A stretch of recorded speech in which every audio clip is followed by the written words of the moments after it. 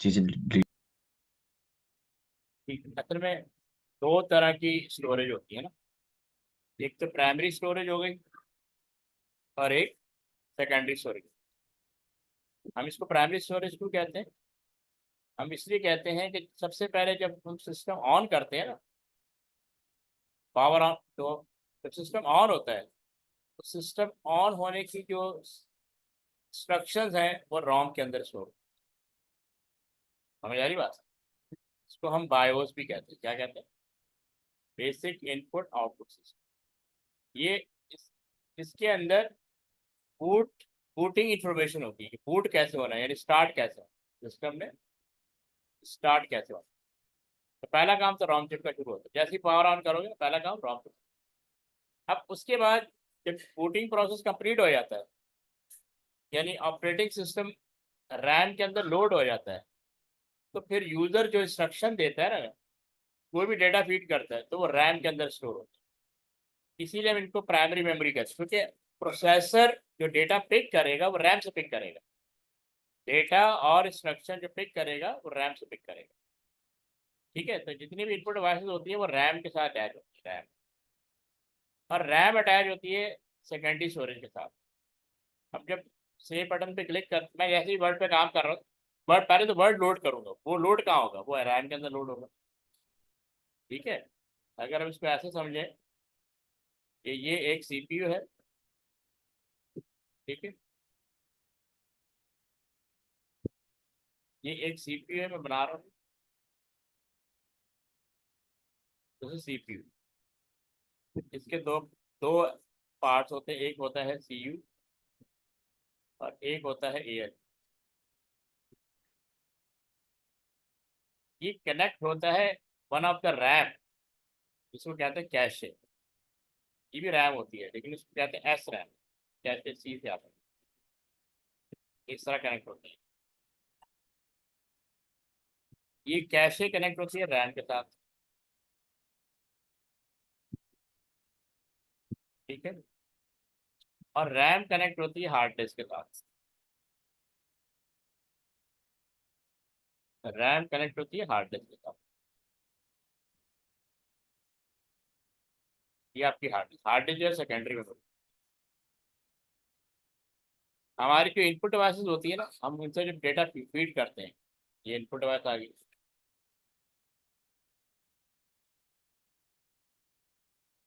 ये रैम में data store होता है। रैम में क्यों होता है?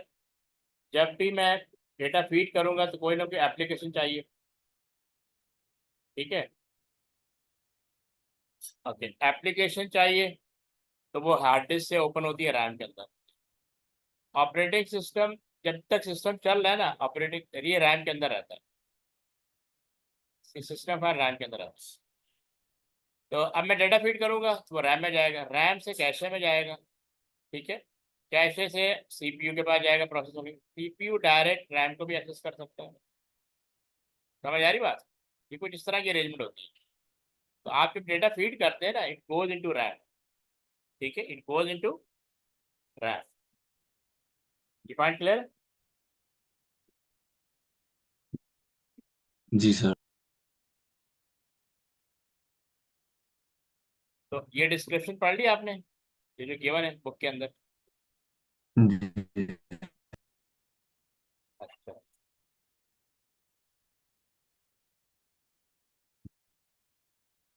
यहाँ पे ये प्राइमरी मेमोरी को डिस्क्रिप्शन दी हुई। ठीक है, ये ऑलरेडी मैं आपको बता चुका हूँ। प्राइमरी मेमोरी में देखो यहाँ पे डिवीजन दी हुई है। एक तो रैम होती है और रोम होती है। और रैम की भी दो कैटेगरी, एस रैम और डी रैम। एस रैम को दूसरा नाम है कैशे। जो अभी हमने डायग्राम बनाई वो कैशे बेसिकली एस रैम होती है। और रैम इटसेल्फ, जो रैम जिसको हम हार्डवेयर रैम कहते हैं, जो अपग्रेड हो सकती है, वो D RAM. S RAM upgrade नहीं होती, आपको पूरा मदरबोर्ड चेंज करना पड़ता है। यानी जब आप मदरबोर्ड परचेज करें, सिस्टम परचेज, उसमें बता दें कि आपकी एस रैम कितनी होनी चाहिए। एस रैम जो होती है वो एमबीज में होती है। ठीक है, एस रैम किसमें होती है? एमबीज में। और डी रैम जो होती है जीबीज में होती है। जीबीज में डेटा स्टोर होता है। अच्छा, रॉम के बारे में मैंने बताया, जब सिस्टम ऑन होता है तो रॉम का टास्क उसमें स्टार्ट हो जाता है जब आप सिस्टम ऑन करते हैं, क्योंकि इसके अंदर बूटिंग इंस्ट्रक्शन होती है। इसमें डिफरेंट कैटेगरीज आ चुकी हैं। एक आ रही P ROM, programmable read only memory, ये वो रॉम। अच्छा, ये वाली रॉम होती थी ना, इस सिस्टम के साथ आती थी। इसका इसको आप राइट नहीं कर सकते थे। बाद में पी रॉम आ गई तो आप वंस राइट कर सकते थे। फिर ई पी रॉम आ गई, erasable programmable read only memory. इसमें आप मैनी टाइम प्रोग्राम को एडिट कर सकते थे, जो बूटिंग से रिलेटेड था या हार्डवेयर से रिलेटेड। अब जो आ गई ना double E P ROM, electrical erasable programmable memory memory read only memory. तो अब इसी की वजह से हमारे पास फ्लैश ड्राइव आई। ये बेसिकली फ्लैश ड्राइव है, जो आजकल एसएसडी के नाम से मशहूर है और जो हार्ड डिस्क को रिप्लेस कर रही है। तो ये इसके पीछे, फ्लैश ड्राइव के पीछे ना ये है डबल ई पी रॉम। तो ये रॉम की कैटेगरी दी गई। ठीक है, पहले आप थोड़ा सा ये पहले पढ़ लें कि क्या लिखा हो, जस्ट गो थ्रू।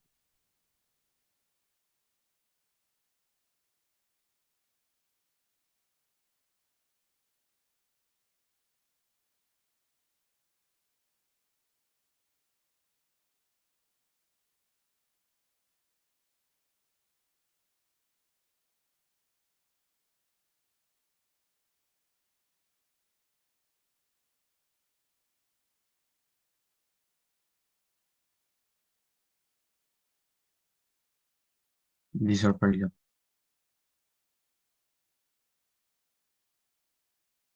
आएगी।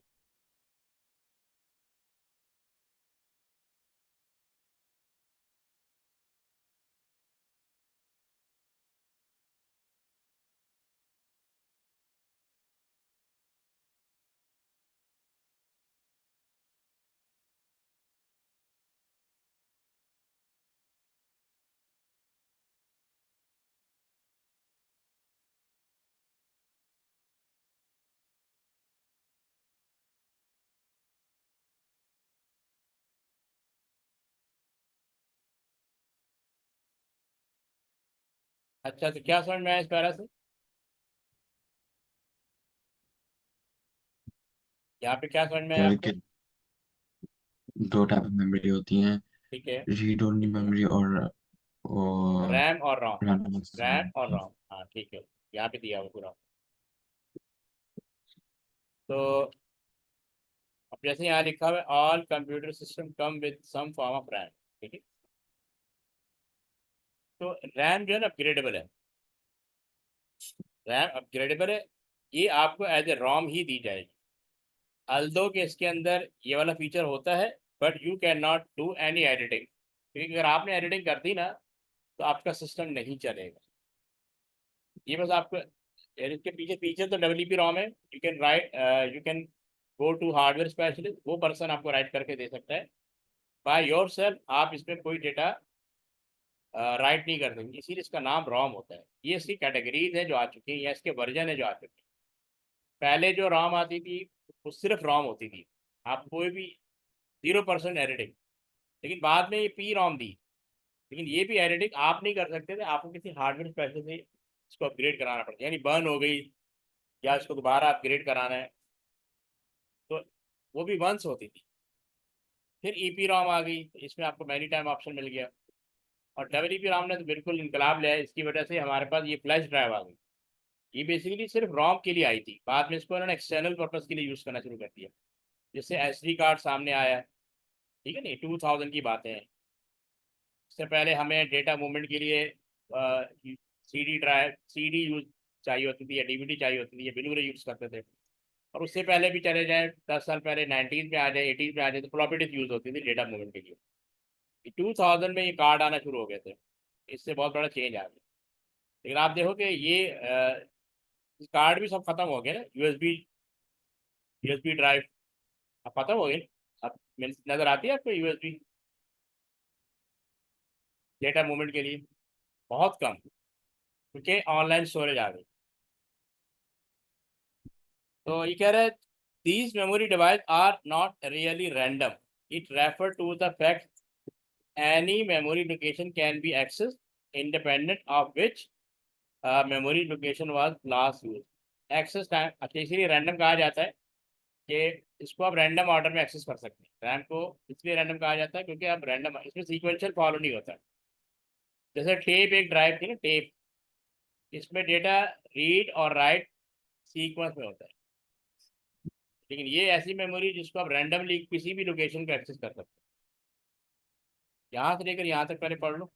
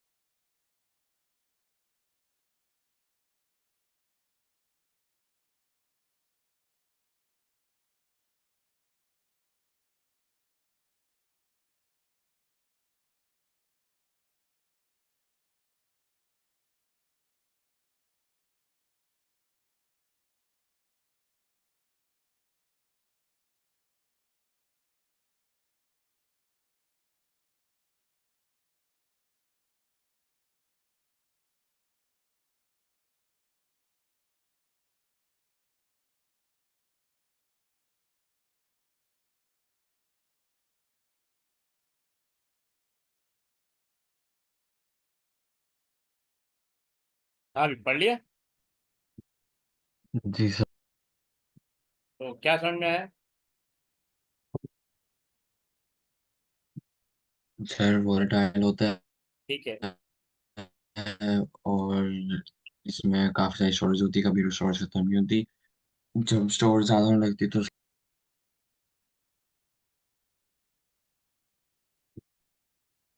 हाँ तुम्हारी आवाज़ रुक गई। जी सर। हाँ दोबारा बोलो, क्या बताया? वोलेटाइल का मतलब क्या होता है? वोलेटाइल का मतलब सर होता है क्या मतलब मेमोरी पावर। कॉन और लॉस व्हेन पावरिंग। आप जब सिस्टम ऑफ कर देते हैं तो जो कुछ भी डेटा रैम के अंदर होता है वो इरेज हो जाता है। ठीक है, समझ में आई बात?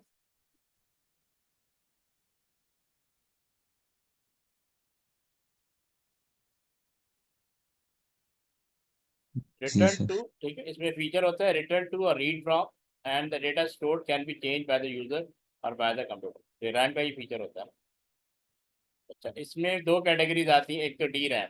डी रैम वो है जिसको हम रैम कहते हैं, जो कि अपग्रेडेबल है। अगर आपने 4 GB की लगाई है तो आप उसको 8 GB कर सकते हैं, 8 GB की लगाई तो 16 GB कर सकते हैं। ठीक है, इसीलिए आपने देखा होगा लैपटॉप और सीपीयू की लाइफ बहुत ज़्यादा होती है जस्ट बिकॉज ऑफ रैम।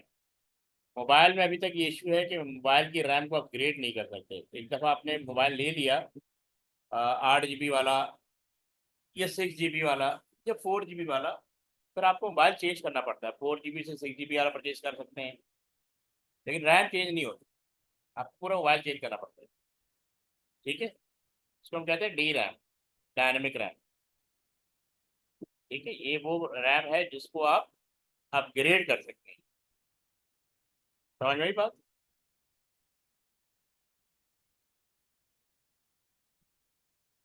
तो इसमें ये बता रहे हैं कि इसमें दो टेक्नोलॉजी यूज होती है। कैपेसिटर होता है, capacitor hold the bits of information 0 and 1, तो ये होल्ड करता है। अब ट्रांजिस्टर क्या करता है? ट्रांजिस्टर कंट्रोल करता है। ट्रांजिस्टर एक स्विच होता है, transistor act like a switch, they allow the chip control circuitry to read the capacitor और चेंज द कैपेसिटर वैल्यू। ठीक है, इस फ्लो ऑफ करंट या फ्लो ऑफ इलेक्ट्रॉन को जो मैनेज करने का काम है ना, वो ट्रांजिस्टर करता है। ट्रांजिस्टर से पहले ये काम वैक्यूम ट्यूब करते हैं, लेकिन वैक्यूम ट्यूब के डीमेरिट इतने थे, इसको रिप्लेस करना पड़ गया ट्रांजिस्टर के साथ। और देखो 50s में ट्रांजिस्टर आए थे और अभी तक ये यूज हो रहे हैं।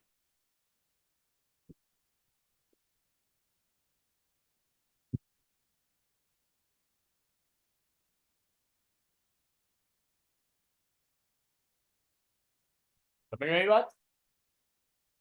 जी सर। तो ये ऐसे है।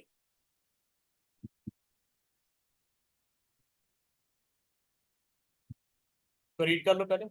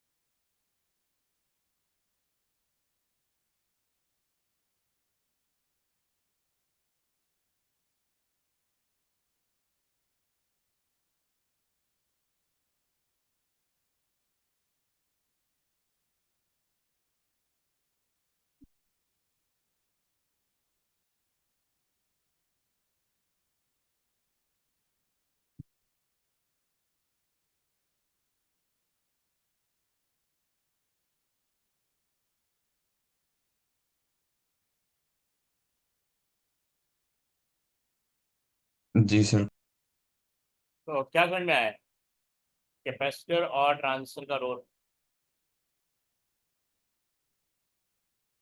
सर कैपेसिटर इंफॉर्मेशन स्टोर करते हैं जीरो और वंस की, ठीक है। और ट्रांजिस्टर स्विच है जो अलाउ करता है उस पास थ्रू होने के लिए इंफॉर्मेशन को, और ठीक उसका है। रिफ्रेश होना होता है हर 15 माइक्रोसेकंड। हाँ चलेगा। This type RAM need to be constantly refresh, so that is the capacitor need to be recharged every 15 microsecond, otherwise it would lose its value। यानी माइक्रो का मतलब होता है 1 लाख, यानी हम 15 को 1 लाख से डिवाइड कर सकते हैं, ठीक? वो माइक्रो सेकंड आ जाएगा। इसीलिए जैसे पावर ऑफ करते हैं तो इसका डेटा रेज हो जाता है। It is not, if it is not refreshed, the capacitor charge will leak away very quickly। यानी इसको पावर नहीं मिलेगी 50 माइक्रोसेकंड के अंदर, तो इसका डेटा रेज हो जाएगा, leaving every capacitor with the value zero, सब कुछ जीरो हो जाएगा। समझ में आ गई बात? जी सर। अभी फर्दर डिटेल दी रहे हैं, ये देख लो, फिर ऐसा हम देख लो।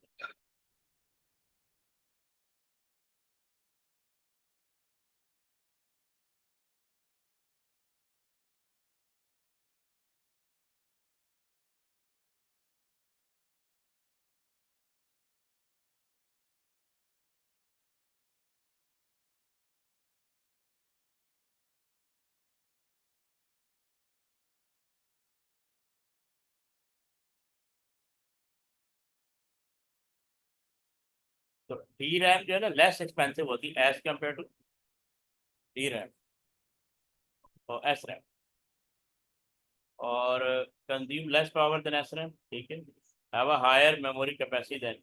ठीक है, जो डी रैम होती है ना ये जीबीज में होती है, जीबीज में। और एस रैम पता है कितने में होती है? एमबीज में, 8 MB, या बहुत हुआ तो 16 MB। एस रैम जो है ना बहुत एक्सपेंसिव टेक्नोलॉजी है, बहुत कॉम्प्लिकेटेड और बहुत ज़्यादा एक्सपेंसिव टेक्नोलॉजी है। इसको रखा जाता है नियर प्रोसेसर, अभी मैंने डायग्राम बनाई थी, लेकिन ये बहुत ज़्यादा फास्टर होती है एज कम्पेयर टू रैम। ये जैसे पीछे एक डायग्राम बनाई थी मैंने, ये आपका सीपीयू है, सीयू है, ये एएलयू है, ये कनेक्ट होता है एस रैम के साथ, इसको हम कहते हैं कैशे। ये डायरेक्टली कनेक्ट होते हैं, और कैशे कनेक्ट होती है रैम के साथ, ये रैम।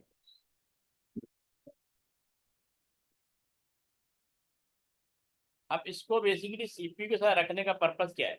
हम रैम पहले रैम यूज होगी, कैशे बहुत बाद में आएंगे। असल में इशू ये आता है, रैम की एक स्पेस तो ओएस घेर लेता है, ठीक है। अब क्योंकि इंटरनेट आने के बाद ये बड़ा इशू आ गया, पहले तो लोग एक वक्त में एक ही सॉफ्टवेयर में काम करते थे, सिंगल टास्किंग होते थे ऑपरेटिंग सिस्टम। तो जो मल्टीटास्किंग ऑप्शन आ गया, अब जैसे मैंने वर्ड खोल लिया, मैंने टाइप करना शुरू कर दिया, पीछे मैंने एक वो सॉन्ग लगा दी MP3 पे, फिर मैंने इंटरनेट ब्राउज़र खोला और ब्राउज़र में भी डिफरेंट टैब खोलता जा रहा हूँ और डेटा सर्च करता जा रहा हूँ। इससे क्या होता है, आपकी रैम फेल हो जाती है। अब जब प्रोसेसर यहाँ डेटा सेव करने आएगा ना, तो रैम में उसको जगह नहीं मिलेगी। इससे क्या होगा, सिस्टम पूरा जाम हो जाएगा, क्योंकि प्रोसेसर जब तक स्टोर करके अपने आप को फारिग नहीं कर लेता डेटा, तब तक ये वो कोई और काम नहीं करेगा। यानी क्योंकि प्रोसेसर की स्पीड बहुत ज़्यादा होती है एज कम्पेयर टू रैम। उसने रिजल्ट प्रोड्यूस करना होता है, रैम में ट्रांसफर कर देते हैं। आगे से रैम बिजी मिलती है तो ये भी बिजी हो जाता है। इसका फिर सोल्यूशन ही कैशे मेमोरी निकाला है, क्योंकि कैशे मेमोरी में एप्लीकेशन होल्ड नहीं होती, ओपन नहीं होती। इसमें जो मोस्ट यूजेबल जो इंस्ट्रक्शन होती है वो कैशे में ट्रांसफर की जाती है। अब सीपीयू क्या करता है, प्रोसेस करके कैशे में इंसर्ट कर देता है, कैशे से वो रैम में चली जाती है। यानी सीपीयू अपने आप को फारिग कर लेता है, इससे उसकी परफॉर्मेंस बेटर हो जाती है।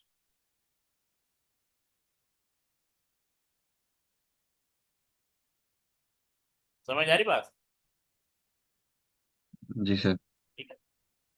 तो ये एक तो इसका फीचर, ये एक तो नॉन वोलेटाइल है, ठीक है, ये कॉमन फीचर रैम के अंदर भी है। और इसमें जो इंस्ट्रक्शन जाती है वो मोस्ट यूजेबल इंस्ट्रक्शन जाती है, जिसको प्रोसेसर ने यूज करना होता है। इसमें टेक्नोलॉजी भी डिफरेंट है, फ्लिप फ्लॉप। वहाँ पे ट्रांजिस्टर कैपेसिटर टेक्नोलॉजी यूज है, यहाँ पे फ्लिप फ्लॉप यूज हो रहा है, which hold each bit of memory, ठीक है। तो it is faster than RAM, but storage capacity बहुत लो होती है, MBs में होती है। और ये अपग्रेडेबल भी नहीं है, सबसे बड़ी बात कि क्योंकि मदरबोर्ड पे बिल्ट इन आती है ये। इसमें 3 लेवल आ चुके हैं, एक आया है लेवल 1, जो बहुत एरस होती है प्रोसेसर के, फिर लेवल 2 है, और लेवल 3 है। तो प्रोसेसर क्या करता है, पहले लेवल 1 को चेक करेगा, अगर इसमें नहीं है तो फिर लेवल 2 को चेक करेगा, इसमें इंस्ट्रक्शन नहीं है लेवल 3 को चेक करेगा। इन तीनों में इंस्ट्रक्शन नहीं है तो फिर रैम को चेक करेगा, कि रैम में तो कोई इंस्ट्रक्शन तो नहीं पड़ेगी। एवरी टाइम CPU कर रहा होता है। ये जरा पढ़ लो।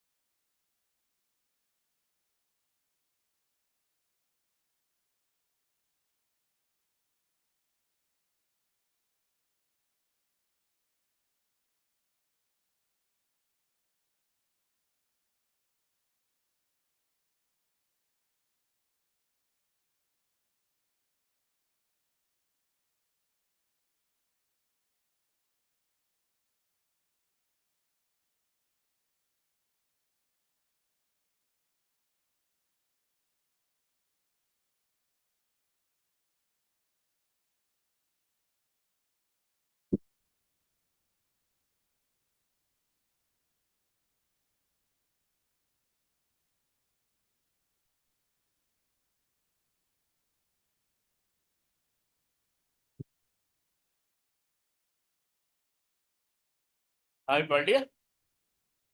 जी सर। तो क्या समझ में आया? सर मोर फास्टर है, ठीक है। ज़्यादा वो क्या कहते हैं, ज़्यादा इजीली एक्सेसिबल है, और डी रैम से, और बहुत कम कंप्यूटर यूज करते हैं ना आजकल। बहुत कम कंप्यूटर यूज करते हैं, हर कंप्यूटर में आती है तो। नहीं, बहुत ज्यादा कंप्यूटर इस्तेमाल करते हैं। हाँ, हर लैपटॉप में आती है, हर। ये तो पूछता है, आप जब आप लैपटॉप लेने जाते हैं या सीपीयू लेने जाते हैं तो पूछता है कैशे कितनी रखवा दी, तो उस हिसाब से बोर्ड तैयार करवाते हैं।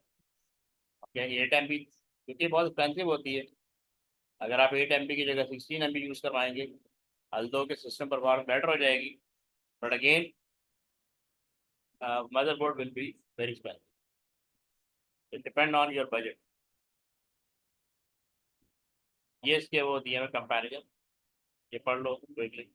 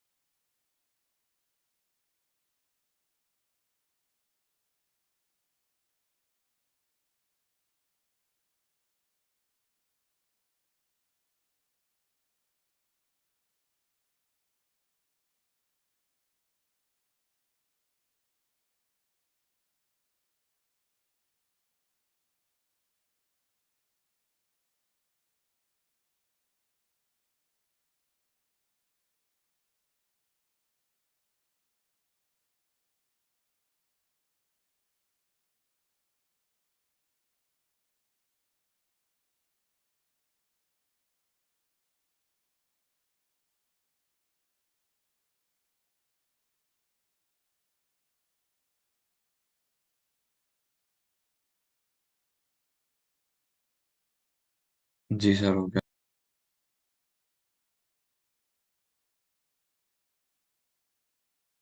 हाँ, क्या करना है कंपैरिजन।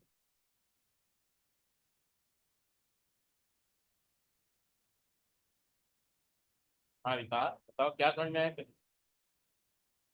जी सर। ब्रीफली बताओ क्या करना है कंपैरिजन। डी रैम और एस रैम। सर सारे बताऊं? देखो एक दो बताओ। सर डी रैम में ट्रांजिस्टर्स होते हैं, कैपेसिटर होते हैं, ठीक है। जबकि एस रैम में फ्लिप फ्लॉप्स और होते हैं जो एक दूसरे को होल्ड करते हैं। और उसका कंटेंट को कॉन्स्टेंटली रिफ्रेश होना चाहिए डी रैम को, और एस रैम को नहीं। ठीक। अब ये रॉम की डिटेल आ गई। हाँ, ये पढ़ लिया आपने ये वाला पैराग्राफ।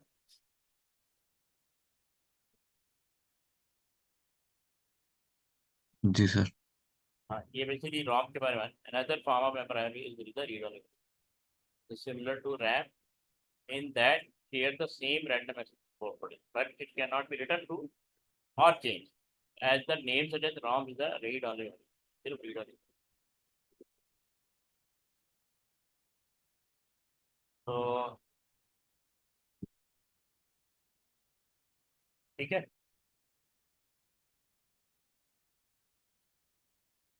जी सर। अभी ये रॉम, यहाँ पे रॉम और रैम का डिफरेंस दिया हुआ है, ये बोल सकूँ।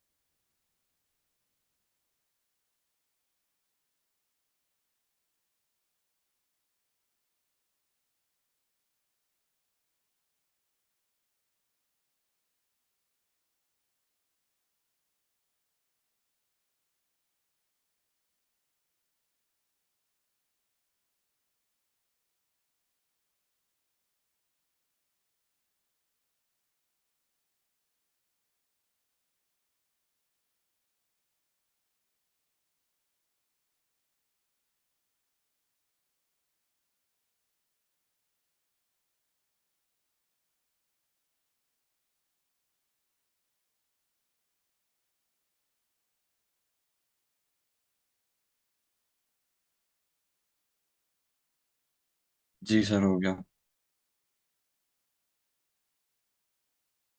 तो रैम और रॉम में क्या difference sir RAM temporary memory होती है, रोम परमानेंट होती है। रैम है? वोलेटाइल होता है, इसका मतलब डेटा लूज हो सकता है, और रोम नॉन वोलेटाइल होता है।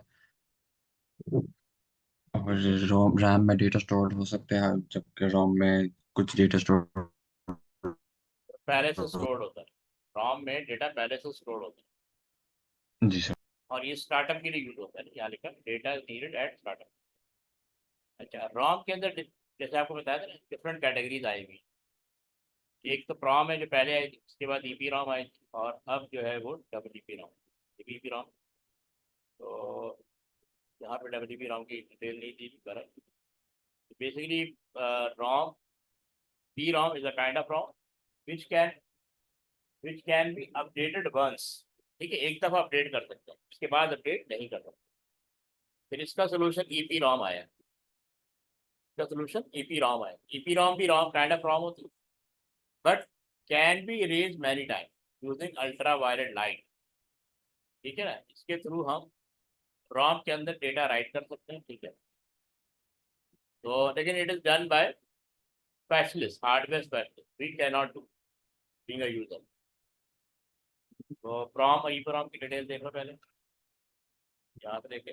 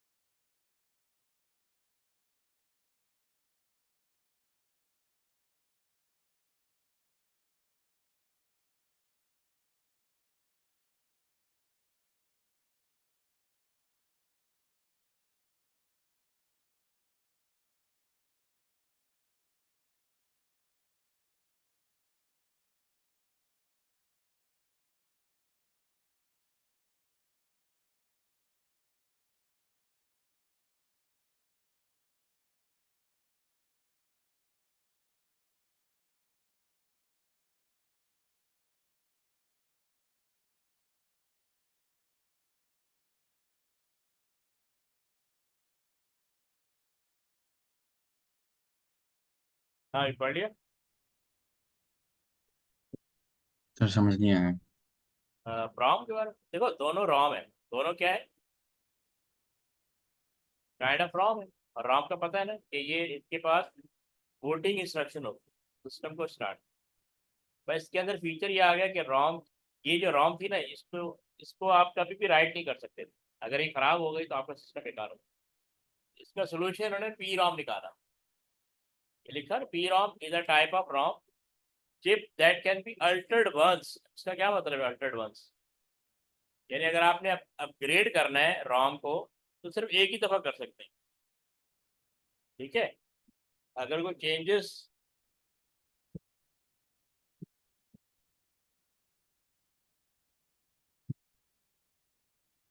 ठीक है, अगर कोई चेंजेस परफॉर्म करनी है तो वो एक ही दफ़ा होंगी, नेक्स्ट टाइम नहीं होगी। तो ज़ाहिर है अगर सिस्टम सेकेंड टाइम करप्ट हो गया, और हमें सेकंड टाइम इसमें कोई चेंजेस परफॉर्म करवानी, तो वो आप पी रॉम में नहीं कर सकते। एक दफ़ा करवा सकते थे, सेकंड टाइम नहीं करवा सकते। अब जैसे यहाँ लिखा हुआ है, a P ROM is made up of matrix of users, इसके इंटरनल स्ट्रक्चर दे दिया। Programming a PROM require the use of PROM writer which uses an electrical current alter specific cell by burning fuses in the matrix।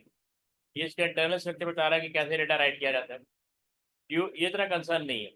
Due to the method of programming writing a program can only be written once, they are often used in mobile phone and in RFID tags. तो ये P ROM जो है basically mobile phone में use किया जाता है।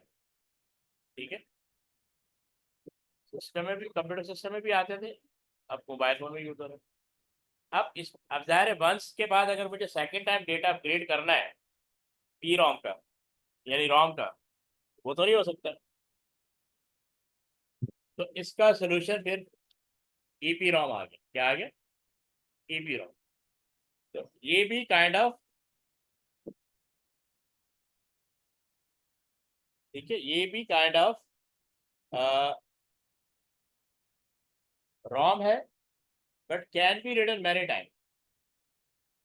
It different to P ROM because they use floating gate transfer. अभी क्या है, पी रॉम में फ्लोटिंग गेट ट्रांसफर यूज होता है and capacitor rather than fuses. Ultraviolet light is used to program an EPROM through a quartz window. So they are used in applications which are under development, such as the programming of new game consoles. ठीक है, तो ये basically इसकी internal detail थी। अब इसमें इसमें double E P ROM की डिटेल नहीं दी थी, कारण वो आपको मैंने बता दिया था। ईपी रॉम के बाद डबल ईपी रॉम टेक्नोलॉजी आई थी रॉम के अंदर। ठीक है, होती रॉम ही है, लेकिन इसका बेनिफिट क्या हुआ, हम इलेक्ट्रिकली डेटा को इरेज कर सकते हैं। इसी वजह से यूएसबी या SD कार्ड सामने आए, फ्लैश ड्राइव सामने आए। Got that? ठीक है, जी सर। अब समझ में आ गया। अच्छा, एम्बेडेड सिस्टम क्या होते हैं? अगर हम किसी स्पेसिफिक टास्क के लिए हार्डवेयर और सॉफ्टवेयर को कंबाइन यूज करें only for single purpose, that system is called embedded system. मेरा पॉइंट समझ में आया या नहीं? जी सर। जब हम हार्डवेयर और सॉफ्टवेयर को एट अ टाइम यूज करें for single purpose, then that system is called embedded system. ठीक है, जैसे माइक्रोवेव ओवन, ठीक है, microwave oven, washing machine, drone, car के अंदर बहुत सारे सिस्टम होते हैं जो एम्बेडेड सिस्टम से चल जाते हैं। तो जब, यानी जिसको ऑटोमेट करना हो, जैसे एक फंक्शन को ऑटोमेट करना हो, तो हम उसका एम्बेडेड सिस्टम बनाते हैं। जैसे लिखा है, embedded system involve installing micro processor into device, enable operation to be control in a more efficient way.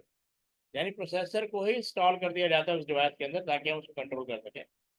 Devices such as cooker, refrigerator and central heating system can all be activated by a web enabled devices।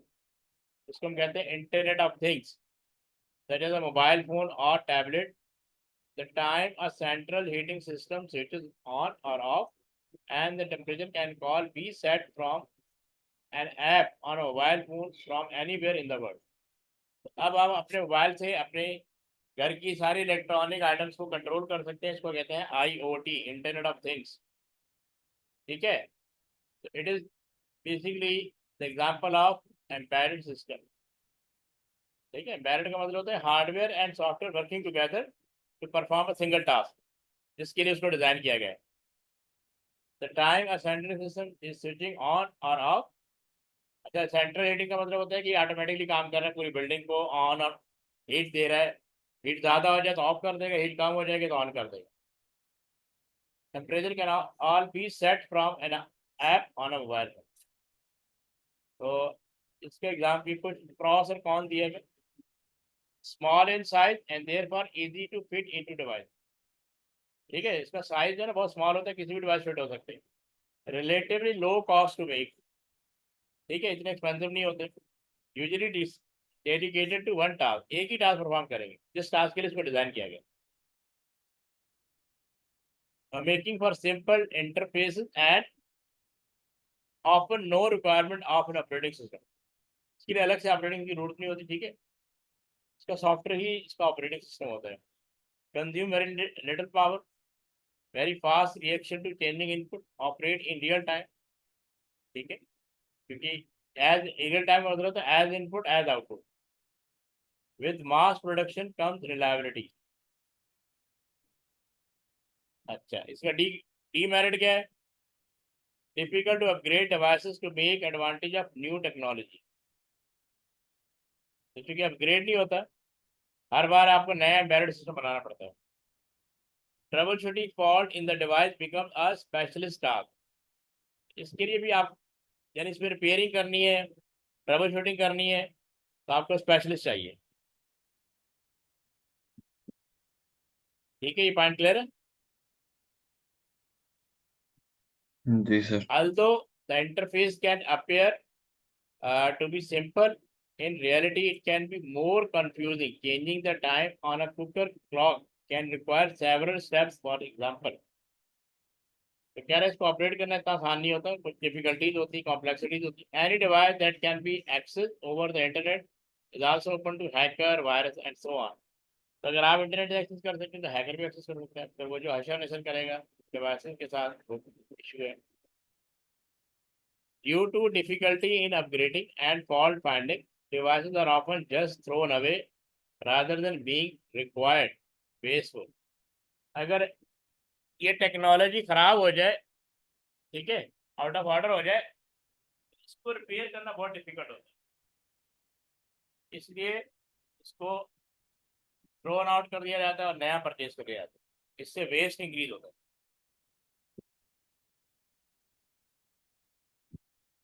समझ में आई बात, जी sir. तो ये है, काफी है आज के लिए, जी सर। फिर चला नेक्स्ट क्लास में कंटिन्यू कर, जी ठीक है। ओके, अल्लाह हाफिज।